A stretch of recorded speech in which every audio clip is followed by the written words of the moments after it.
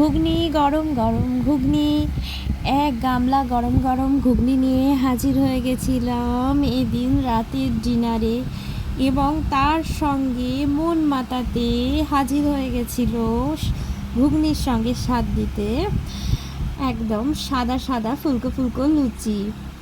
কারণটা একটাই, এদিন ছিল প্রভু জগন্নাথ দেবের স্নানযাত্রা এবং পূর্ণিমা, আর সঙ্গে ছিল একটু মিষ্টি। আর কি চাই রাতের ডিনারে, জাস্ট জমে ক্ষীর। হ্যালো বন্ধুরা, সুস্মিতাস ক্রিয়েশনে তোমাদের সকলকে জানাই সুস্বাগত। তোমরা সবাই কেমন আছো? আশা করি ভালো আছো, আর আমিও খুব ভালোই আছি।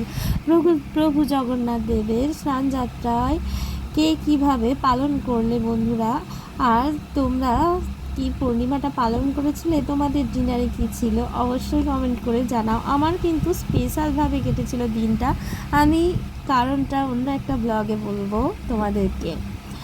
আর বন্ধুরা, এই যে লুচি, ঘুগনি আর মিষ্টি, এই যে শুকনো মিষ্টিটা আমি লুচির সঙ্গে খেতে ভীষণই ভালোবাসি, বা পরোটার সঙ্গে। রসগোল্লার থেকেও, রসগোল্লা ভালোবাসলেও যেন শুকনো সন্দেশটা বা মাখা সন্দেশ বা কালাকাঁদ বেশি ভালো লাগে।